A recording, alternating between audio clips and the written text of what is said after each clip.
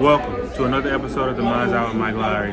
Guys, thank you so much for tuning in. I really do appreciate your support. I got a really good episode coming up right now where we're going to be a little vulnerable. We're going to talk about our roots and things that, we dealt with in our past, given our parents' relationships, whether they were single family, two-parent household, or whatever your situation was. We're going to talk about it. Stay tuned.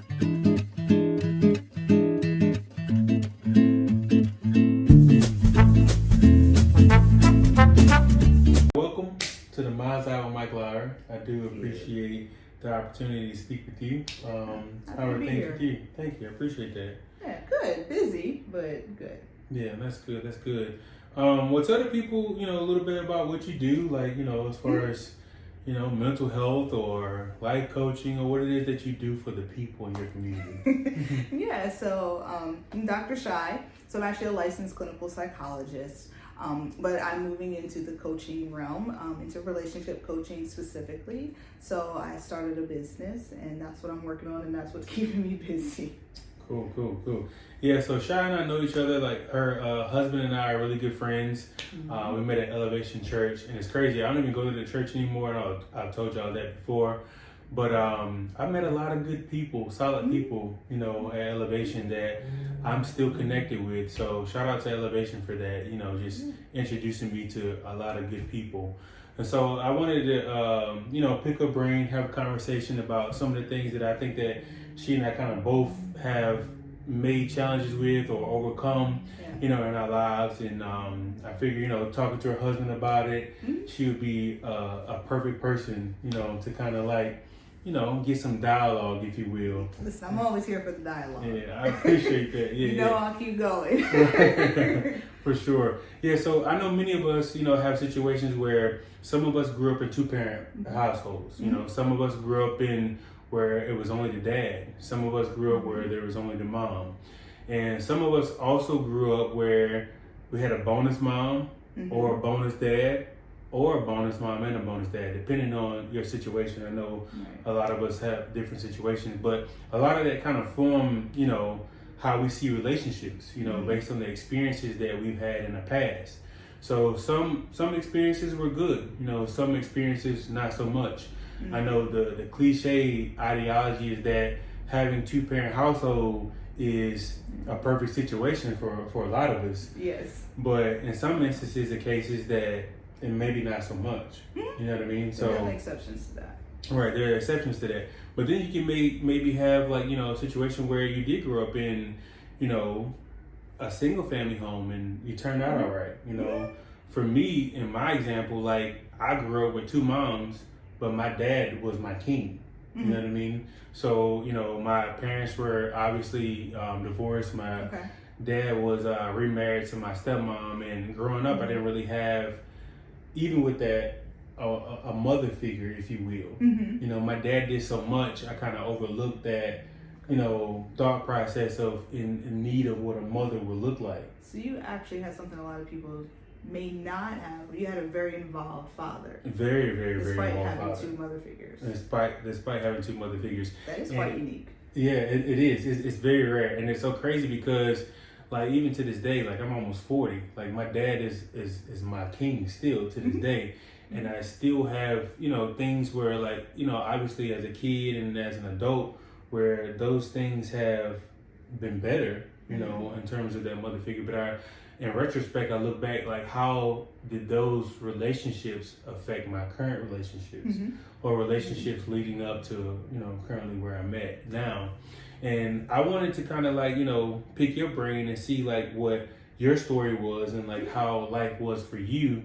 To kind of like, maybe we can kind of come together and see like, find some healing in all of this. Listen, there's so much. There's so much. I'm so glad to talk about this topic. Because one thing I say to a lot of my clients over and over and over is essentially we're products of our experiences, for right? Sure. And people don't always take the time to reflect or gain insight for how those experiences or influences in the present, right? Like, sometimes people have some sort of acknowledgement, but can't quite put the pieces all together, right? And I feel like at times I think I take for granted for that because I tend to be someone who's introspective and insightful.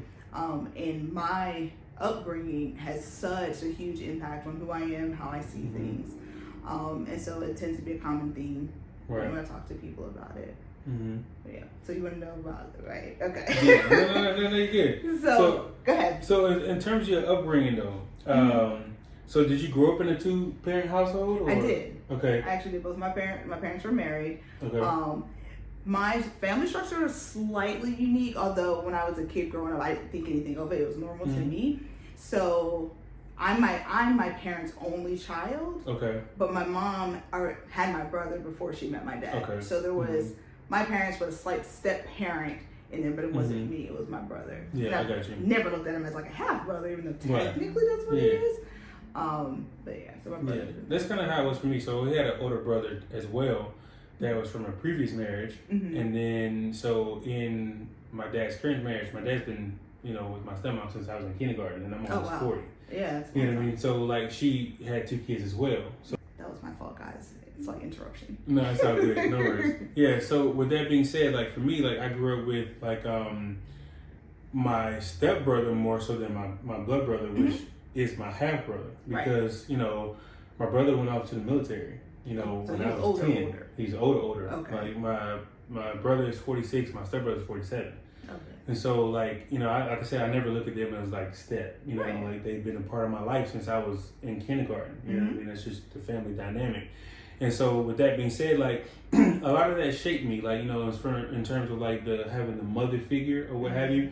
Like it's a like when somebody's always present, are they still there?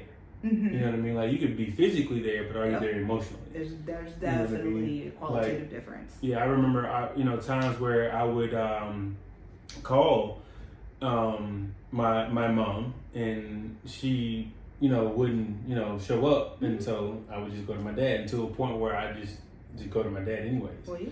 And then even transitioning into like my stepmother, I would call her, and she was like, "Well, you should just ask your dad." You know what I'm saying? That was the answer. And that's just how it was for me growing up. So it's like when I would need that female like support, and it's so crazy being a man.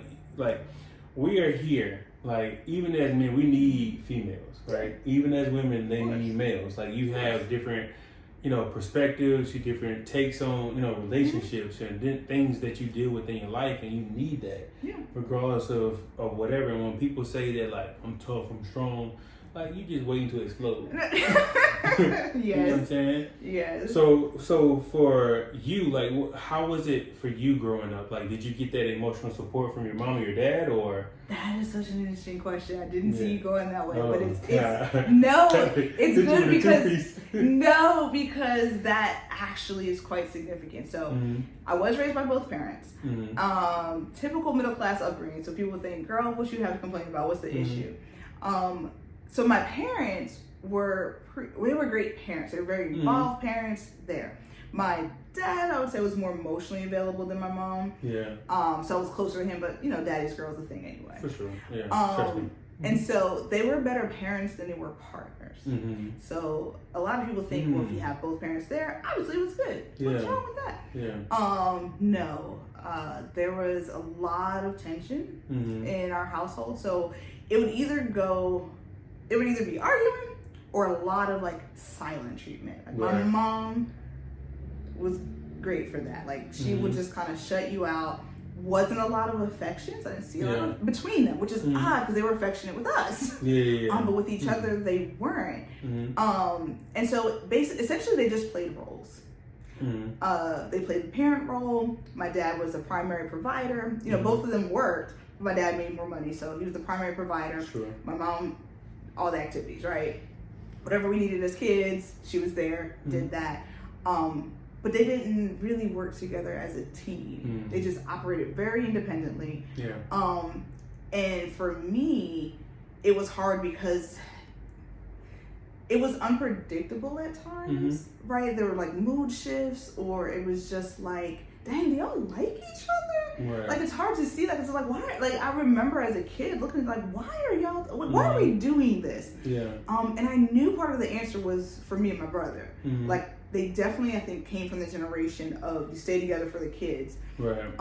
And for me, my experience growing up was like, no, you shouldn't have. Like, I remember a pivotal moment, probably in junior high, because I just couldn't take the tension. Like, you're arguing, or you're like, my dad might go to try to kiss her, and you know, and I'm just like, dang, like, y'all, I don't even think y'all like each other. And I'm just like, what is the point? Like, that's not to me like marriage. Like, why are you signing up for that? Why are you saying this? And I remember saying to my mom one time, I was like, listen, y'all can get divorced. Like, I'll be fine. If y'all got divorced, I know dad loves me. I know you love me. I know dad's not, he gonna see me, right? Like, I know, because I can't live like this. It is, it's stressful. Like, I would be in my room so much because it was just so tense. Like, it would be so thick. And I'm like, it's uncomfortable as a kid. I won't be around that because I also don't want to catch no strays. Like, you mad at him, and I say, hey mama, and I'm gonna catch a stray. I'm like, I didn't even do nothing. Like, I don't even know what's going on. Right. And so I think the fact is they stayed married. My for the dad, greater part of your life. Yeah. So what happened was my dad, he was diagnosed with a brain tumor when I was in 6th grade. Okay. So had it for a long time. My senior year in college, it took a turn because it was cancerous. But it was inoperable pretty much. Right. So it took a turn my senior year in college, and by my first year in grad school, he had passed away. But my mom, my mom was. I will give her this credit. Watching someone who didn't think like each other go from she sacrificed everything for him. She was his caretaker. I've seen that. She was there. I've seen that, like, there's a different type of love. Just because I hate you don't mean I don't love you. And I've seen so many relationships like that, and like it's like they hold on to the love and hoping. Somebody like broke it down to me once. Like, you know, I know this is gonna be so far fetched, but just break it down. So think about it as like somebody that's looking for a fix. When they got that first fix, they go for the second, third, and fourth fix because they're in hope of getting that first fix. That first one was so strong. It was so strong. So good. So it's like sometimes people stay in relationships for that first fix again.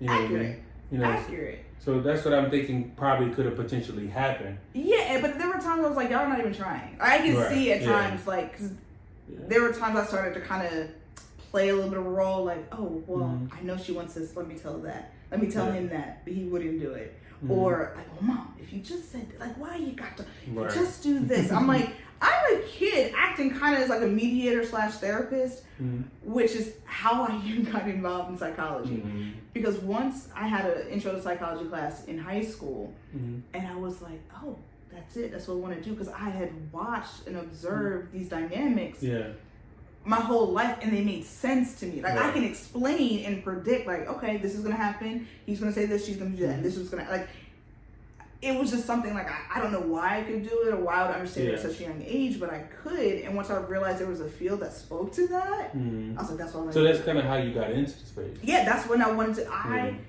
got into this to work with couples. I wanted to be a marital therapist. Life took some other turns, some detours. So I did it for a little bit. I'm trying to tell you. I mean, part of what happened, this is the funny thing.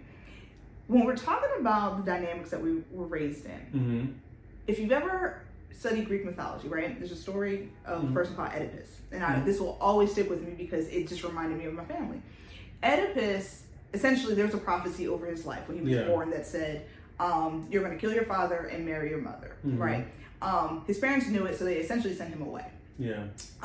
So when he got older and learned, when he got older and learned of the prophecy, he left thinking he was moving because he didn't know he was supposed to be killed. But the person that was supposed to kill him basically was like, I'm just gonna give you to somebody else. So he didn't know that wasn't his real parents. So he left where he was from thinking, I'm getting away from the prophecy, but instead was going toward it. Because as he was leaving, he encountered his father, killed him, married the queen, that's his mother. And they later found out. And so what happens with that, many times we often convince ourselves that we're doing something different. But people don't realize dysfunction is comfortable and familiar to us. And we often are going to recreate some of those dynamics in our own personal relationships because that's what's modeled to us.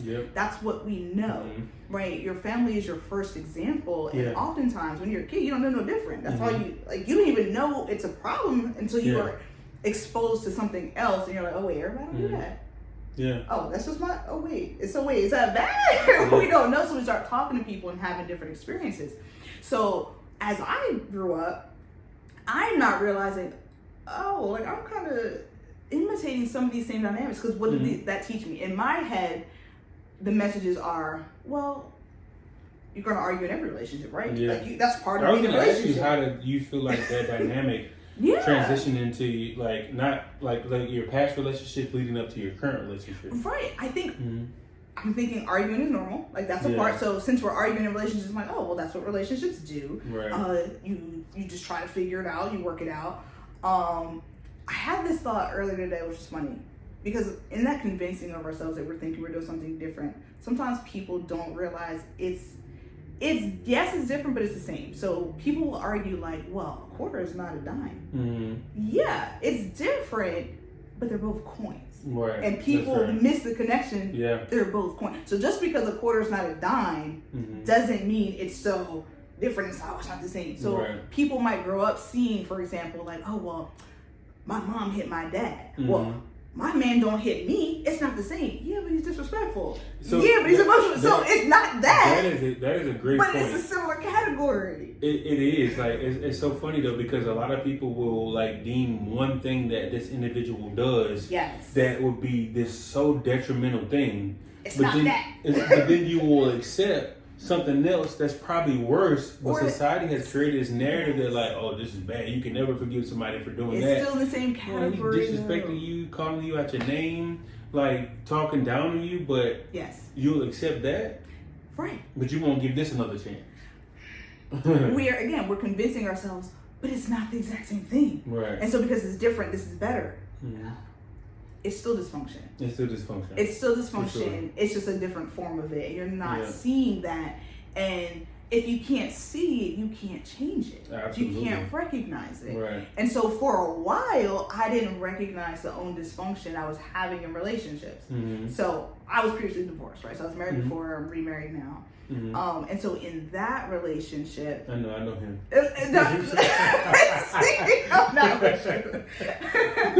So in that relationship, you have the arguing, there's silent treatments, there's like a tussle. Yes. I was like, this is just a part of being married. Aren't all marriages like this? It was harder than it needed to be. Yeah. Because I think similar to my parents, part of the background is my parents knew each other probably about a year before they got married. Yeah, got pregnant with me. So there was a large part of, I think, a belief that they were only together because they were going to have me.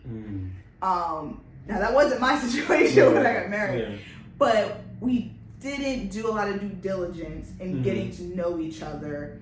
And so then we were trying to stick it out for the sake of sticking it out. Yeah. There's a lot of stuff going on in there. But it was when I then had a daughter, and I realized the way we were arguing, the way we were interacting, I was like, I just recreated the same situation I was in. Yeah. Now she was young, and when I realized that, I was like, I always said I didn't want this for my kids, and here I am in the very same situation. And I'm like, I don't want her growing up thinking this is how a marriage should look. Yeah. And I made the choice to do something my parents didn't. I decided to leave because I was like, this is not the example. Because I knew it wasn't going to get better. Yeah. To be honest, I left that relationship because I could see this is not changing. The things we are experiencing, these are things that are not going to change, because part of this is a character thing. It's not just at a behavioral level that we can work on. There's a character issue that's contributing to some of this, and there's lack of willingness to do anything different. It's kind of like take it or leave it. Like, this is what it's going to be. And I was like, I'm not doing this to her. Like, I could see me in her. And I was like, no. And I wanted to be able to give her a better and a different example of how a relationship should be, and how a woman should feel in a relationship, and how she should be treated. So that was a big part of my decision to change that. And I get it. A lot of, in our Christian communities and all, like, divorce, and I'm like, it's not what I wanted to do. I will say that. It took a whole lot and a lot of prayer. Yeah, I'm sure. But again, it was bigger than me, and I wanted to shift that generational dynamic. And so getting with my husband now, that who you know, that was something we were both very intentional about. Because that's the difference. We were intentional. We had these open discussions. This is my upbringing. This is my relationship experience. This is how it's affected me. Now that, because we each had a child when we met, how do we want to create a different life for them so that they don't then recreate the same things either we experienced or that we did? It's like, how are we learning from our mistakes? So that was a big part of us getting together and having a purpose. One of the purposes for our marriage, giving our kids a different example, helping them navigate relationships better and not recreating dysfunction that we came out of. Right. So yeah, for me, like, my situation is interesting too, because growing up I didn't really have like that mother figure that I spoke about before. Like, you know, as far as that love where I can call and say, hey, I need this type of support, or I need this type of that nurturing from a woman. You know what I mean? And like, if you're a real guy or a real man, you can admit to that. You can be open and vulnerable about the necessity of that. They always say that like a young boy needs his father. You know what I'm saying? But you need your mother too. You know what I'm saying? Because there's characteristics and things and traits that she has that you can, like, you know, use out here in the world. And so growing up, you know, once I became of age, I feel like I've tried to force relationships to happen. You know, because I wanted that love, I wanted that connection, and I realized that like it was like sometimes like you'll get people that give you a little bit of that feeling, and you're like, oh yeah, that's it right there, blah blah blah, and not really doing your due diligence and really, you know, getting the totality of who that person is, and you're just getting a little bit of what you wanted, and realizing this person is not the person that you should be involved with at all. And finding myself doing that over and over, and then really finding myself involved with someone that was nothing of what my life needed at the time. To then finding someone that's everything that my life needed, and then in retrospect, look how I got here. You know what I'm saying? So, and getting here in this space is just like, damn, like, I think sometimes we don't know until we're exposed to something different, but some of us are so afraid to take the risk to get that exposure. So when I got that difference, I was just like, okay, I started to become the person that I was running from, if that makes sense. Like the way that those relationships treated me, I started treating people that way. And then realizing that like, this isn't who I am. This isn't how my dad raised me to be. And I realized those were traumas and things that I needed to heal from. And as I have and grown through prayer, as we spoke about before, has caused me to be healed from. And now I'm going 10 toes in, 10 fingers all for somebody. Listen, you know what I'm saying? Ain't nobody gonna call you out like God gonna call you out. He gonna expose you. I said, this man sat me down. He said, hey, you know when a man put their hand on your shoulder and sit you in the chair? Oh, yes. Like, you like, okay, what you got to say to me? Like, you know what I'm saying? Going through my divorce, absolutely. What? Was sat all the way down. So I was all ears, and I realized, like, not only did he sit me down, he went in the bathroom and took that mirror off the wall and put it in front of me. And I was just like, ooh. That's important, right? Because, and I've said this before, that I took accountability in my first marriage for how did I get here, right? Like, we were both doing things. Part of me was like, though, what about me, though, was keeping me here? Or said, even before we even got to this, the point of marriage, that made sense as the next step, that we were in a place that, like, yes, let's commit to this forever. For sure. Because if I was being real, I was like, it was messed up back then too, and we both knew that. I think we were both trying, I think we both wanted something different than we saw in our parents, and tried but didn't have the skills at the time, and we're just going about it the wrong way. For sure. Because we were also relatively young, and again, dated for a year, and then got married. It's a process. Like, you know, you don't gain all the tools, but from like one experience that stem from a bad experience. Like, some stuff takes time, and sometimes you do have an opportunity to work through those experiences with that particular individual. Right. You do sometimes. It's great if you can. It's great if you can, but not. It's not going to necessarily work out like that all the time. And sometimes you have to move on. Sometimes you have to, you know, figure it out that way. But in situations that I've experienced is that right now it's for me to stay and figure it out and work through what I've overcome, because this is where God sat me down. This is where God put the mirror in front of me to say, okay, like, you have to heal from some of these things that transpired in your life where you thought you were okay. Because I used to say to myself, sure, I got my dad, I'm good. I don't really need anything else. Yeah. And then when you get older and you realize some of the relationships isn't working out, and you try to, you know, think about why, and it's like, okay, so maybe I don't really understand how a woman's love is to a certain extent, because I never really fully experienced it to some degree. You know what I mean? We often try to work out in our current relationships that which was unresolved from where we came out of. Like from our childhood. It's not uncommon. Right.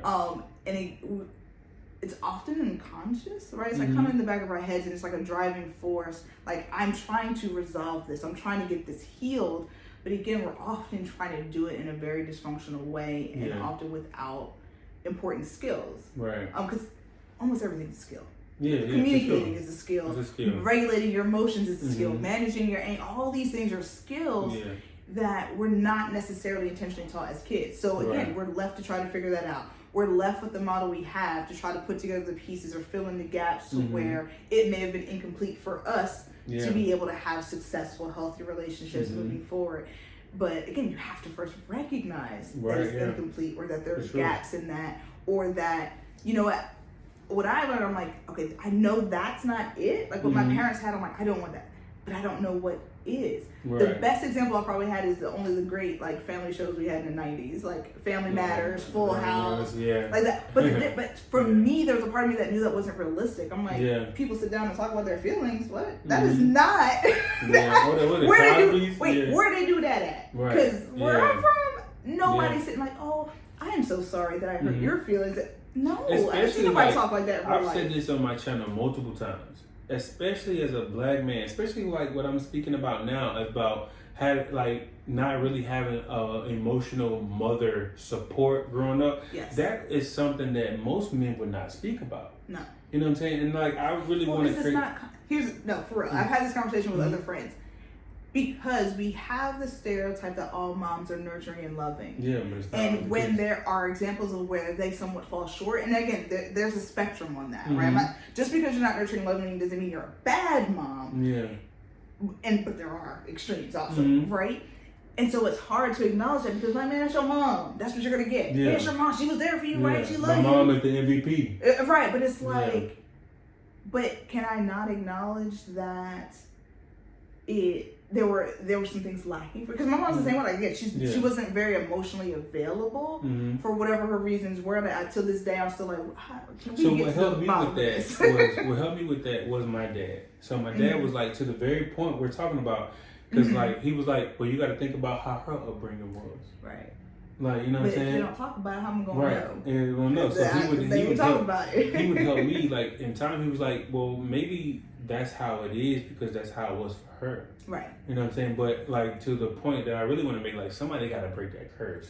Right. And it doesn't change how you feel. Like, even having that knowledge and understanding, which people really need to realize, doesn't necessarily change your feeling. It doesn't. And then it's still up to you to figure out how do I resolve and heal that feeling, because you still have that lack. Right. Even if you could say, I get why you were like that, or I can understand where you're coming from, that doesn't change. That doesn't give me the love I feel like I didn't get, or the affection I didn't get. Right. And so people have to know that. And that's okay. That's not a criticism necessarily of it. It's just an acknowledgement of, this is my perspective on it. Yeah. I don't have to blame you. I don't have to be mad or resentful. But I still was unfulfilled in some ways. Yeah, like you said before, that? Like acknowledgement. Like, for so long, like, I felt like I didn't need a mother figure.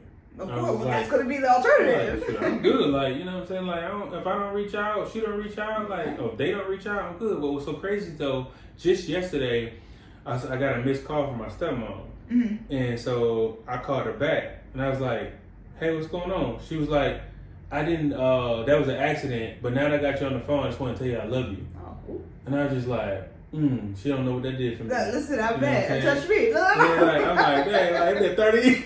No, but like, so I will give her credit. So like over the years, like she's acknowledged a lot. Like she just comes out and says certain things, and like she has broken down some of the things that, you know, whatever, like in her own initiation.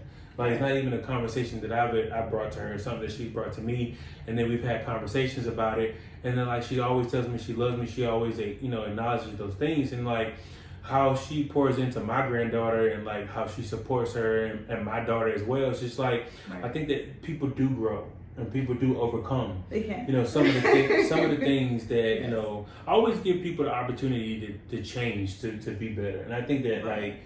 Not don't get me wrong, not everybody's gonna change. I was gonna say, I think you have more optimism on that than I do. Even as a whole therapist, I think because I have more examples in my life where I've seen a much slower progression of change. Don't get me wrong, like I said, I'm almost 40, and she's been around since I was like 8.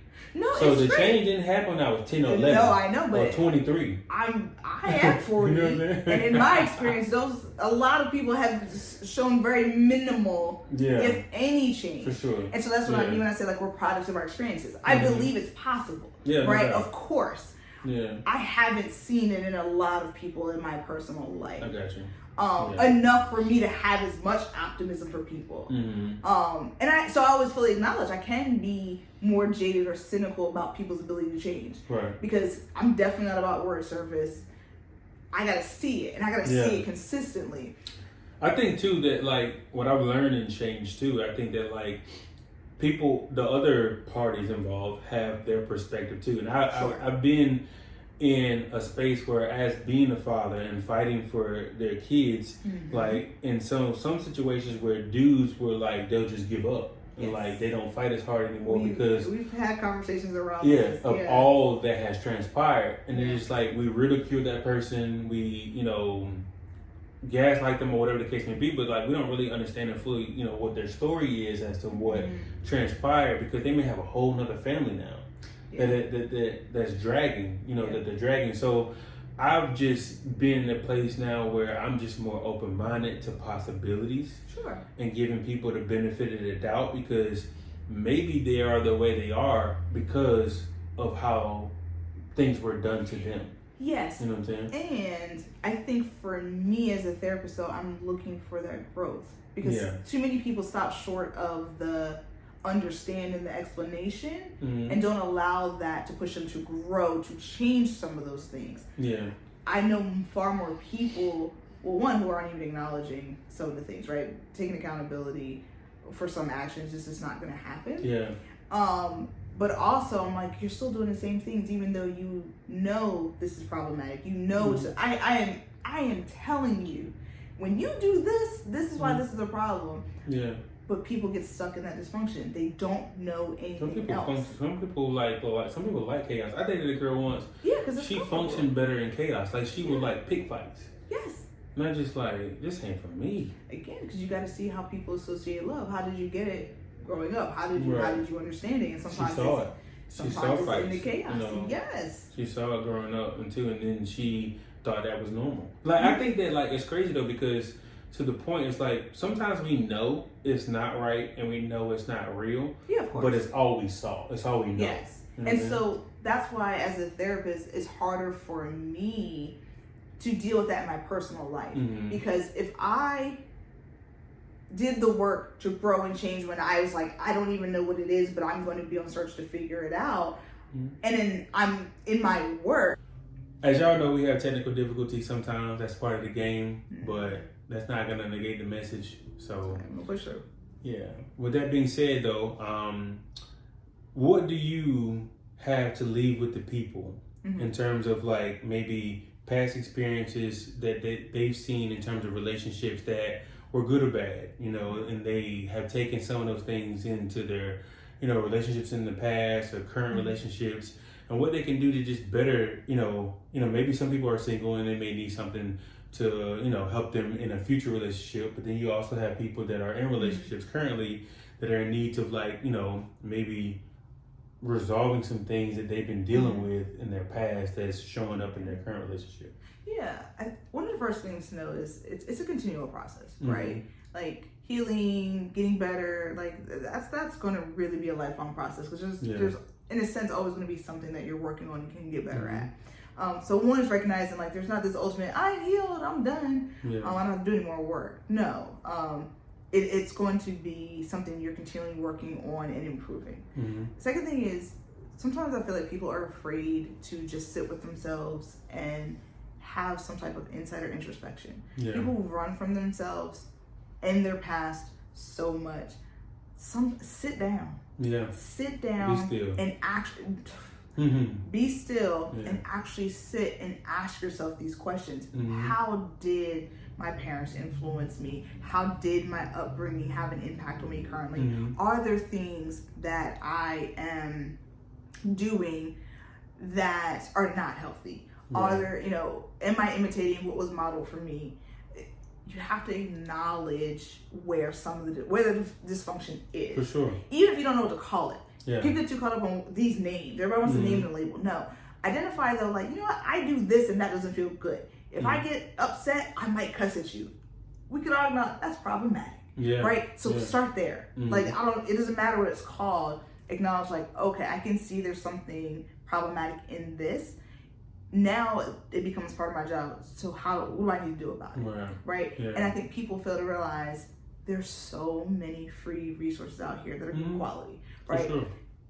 That's one of the few things I will say is good about social media. There are licensed, trained people talking about a lot, kind of like we're doing now, right? Exactly. For free, that you don't have to pay for. It's not a substitute for therapy. It's not a substitute for any of that. But you can do a lot of this work on your own. You can make a lot of progress on your own. So take use of that. There are podcasts, good healthy ones, not people that are just continue to talk about and staying in this dysfunction. Podcasts, books. There are plenty of things. So if you're like, well, I don't know how to do this. No, a lot of these things are skills. Communication is a skill. Regulating your emotions are a skill. Having healthy communication, figuring out, those are all skills that you can learn and implement. For sure. Other thing you have to realize though is if you're in a relationship, it takes both of you. So if you cannot force someone to change. They have to be willing. And if they're not, then you have to decide what you're going to do with that. That doesn't mean stop your own work. Please continue to do your work. Do what needs to be done. That might influence them. It might not. You don't base it off of what they're doing. You do your work for you, so you're a better person. And then once you have that clarity, that'll help you make a better informed decision if this is the relationship for you or if you need to find something else. For sure. So I think that's the beginning steps. There can be a lot more after that, but it's like start there first. Because if you have too many steps, you're going to get overwhelmed. You're not going to start. First thing, sit down with yourself. Think about it. You got to reflect. How do these things influence you? And are there things that you want to be different? I think it's important to make the decision to reflect. I think that the first sign of recovery is knowing you have a problem. With that being said, I think that what I've learned to do is like, even in my mistakes or even in the things that were done to me, is that I've learned to accept them. And I think that in accepting them helps me get to a place where now, how can I heal from them? Right. You can't heal from what you don't acknowledge. You can't heal from what you don't acknowledge. And a lot of times people are running from that space because for so long we've been taught that strength is avoidance. And it's not. You have to deal with these problems, because if you don't, they're going to just show up in relationship after relationship after relationship after relationship. And you're wondering why all these relationships aren't working out. And there's a common denominator. Both of you are probably dealing with past trauma or relationship or experiences that y'all seen, and you're trying to come together and coexist with experiences that didn't work out and think they're going to work in this relationship, and it's really not. And I'm a huge advocate of using your resources from your job. Like most companies have an EAP program. It's employee, what is it called? Somewhere Employee Assistance Program. Yeah, that's what it's called. I think I used to do somewhere for a long time ago. Employee Assistance Program, where they'll have therapy for you. They'll at least a few sessions. At least a few. Most, like my company does up to 12. Oh wow! And which I think 12 is plenty. Yeah, you know what I mean? To get you good and started with the next chapter of your life. And I don't want anybody to look at it as a place of shame. We all need, like, a therapist needs a therapist. I think people have to realize we have to shed the past where you think crazy people go to therapy. Right. What I can tell you from experience as a therapist, having lots of friends who are therapists, majority of the time people are coming to us for just life stuff. Yeah. Hey, I need help coping with this, or I'm having this type of relationship dynamic. What is this? What am I doing wrong? Is there something I can do? It's not because we're going off the rails and I need medication. That's a super small percentage of a lot of what most therapists are seeing. So it's for everyday stuff that people are just trying to deal with. So the resources are there. I just want you guys to take the time and take advantage of it. Find the healing. Not create relationship trauma over and over again. Do what's necessary to have healthy relationships. Absolutely. Can I add one last thing? Yeah, sure, absolutely. So remember I was mentioning I was doing a coaching business. So I do want to say where I'm starting. So my one-on-one coaching is for fathers who, again, we're talking about these relationship dynamics. So it's going to be for fathers in high conflict relationships with an ex or co-parent, someone you share a child with. That is probably a lot more prevalent than many of us realize. I actually know several guys involved in these situations. Definitely something my husband and I talk about and have dealt with. Have he and I. Yes, which is why I'm passionate about it. Because just like you mentioned, I mentioned the importance of fathers. And I think it's really unfortunate that there are men that want to be involved in their children's lives, especially those who may have had different types of relationship with their fathers or fathers that weren't there. And like, well, I want to do something different for my kid. But you're trying to have a relationship with someone who's working against you versus with you for reasons that aren't even necessarily your fault. So that's the area that I'm starting in. So that is definitely coming soon. So where can the people find you? So, so just like you, I am up and coming. I'm growing, right? Because I've been in the therapy world and moving over to the coaching world. So on Instagram, the Williams Method, that is my coaching business. Okay. The Williams Method. All right. So we can post it. We can post the link right in the box. Yeah, we can post the link. We'll get you linked in if you need some connection. But as always, I appreciate you guys for joining in the Mind's Eye with Mike Lowry.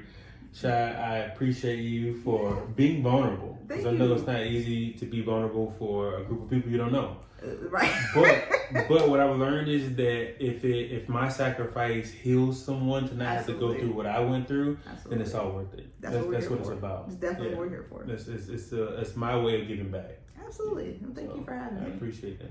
Anytime. We can do this again sometime. And we should. Yeah, absolutely. And we will. There's more to come. Absolutely. Well, that concludes another episode with The Mind's Eye with Mike Lowry.